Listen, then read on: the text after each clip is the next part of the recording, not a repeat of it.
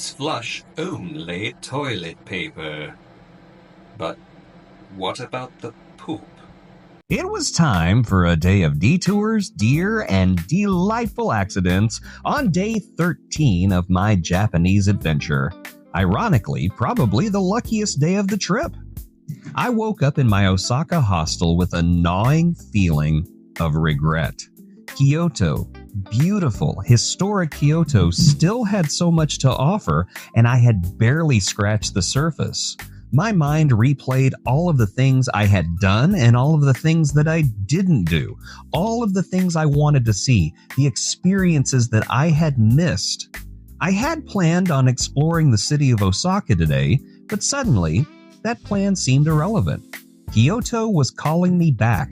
So, in a spur-of-the-moment decision, I raced to the station and hopped on the first train I could, headed towards my unfinished adventure in Kyoto. But then, I got distracted because Nara was on the way. It was just a quick detour, I told myself. I'll be in and out. Just a little stop to visit some of Japan's most famous residents, the sacred deer of Nara Park. As soon as I entered the park, they were everywhere. Elegant, free-roaming creatures completely unfazed by the crowds. Vendors lined the path selling special deer crackers called shika senbei, and I could not resist. The moment I held one out, the deer performed a deep bow, and then another. It was as if I had just met the most polite animals on the planet. For a little while, and then they bit me on the butt. They put their gnashers right on my surprisingly firm hindquarters. Ow!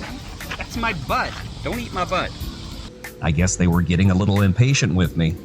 Hey, fat boy, quit filming and make with the food. Oh my god. No. No.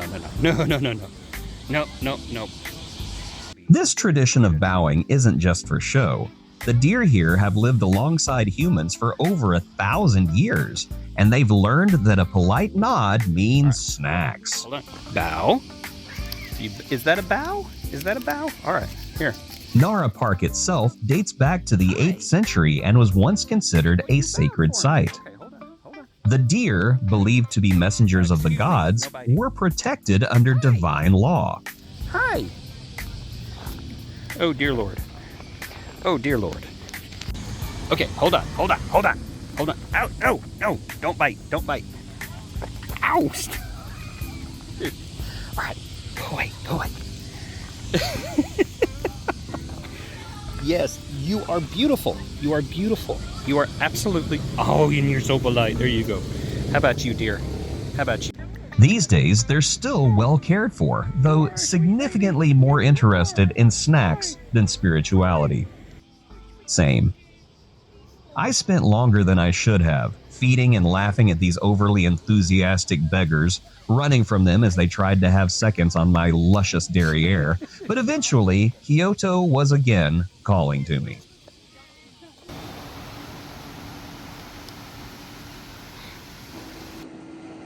I boarded a train and settled in, only to realize, far too late, that I had missed my stop.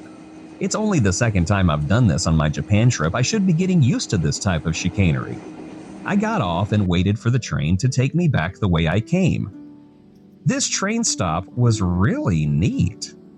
It was situated on a bridge between two tunnels and underneath a raging, beautiful river, the water shimmering under the midday sun.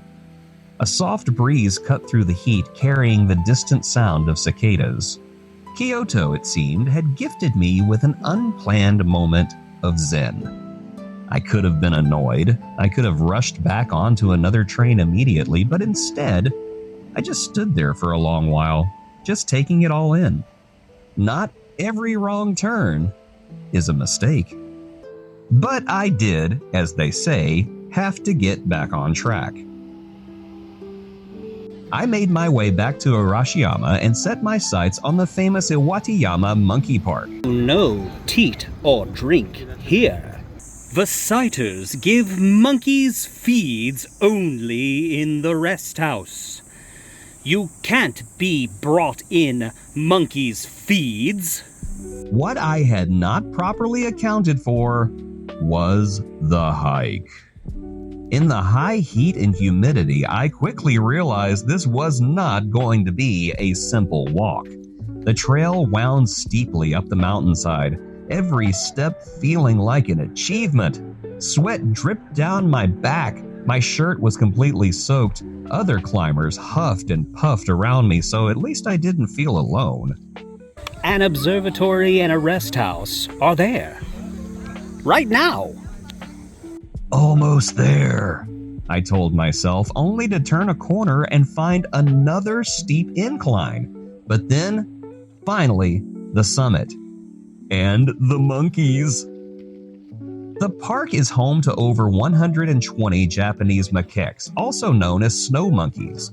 Unlike the deer in Nara, these guys have no interest in bowing, and you're actually actively encouraged not to look them in the eye or offer them treats outside of a protected area inside the building, because they can and probably will rip your face off. They're also really good at just stealing from people, from what I've been told. I didn't see that kind of behavior, though. They were good little monkeys. Instead, they just decided to watch us with a mild air of curiosity and maybe a little bit of irritation. Some lounged on the railings, others groomed each other lazily, and then, of course, there was the view. From the top, Kyoto sprawled out in every direction, temples and rooftops blending into a sea of green and gold. The exhaustion melted away. This was worth every sweaty step. But I will have to do laundry when I get back to Osaka.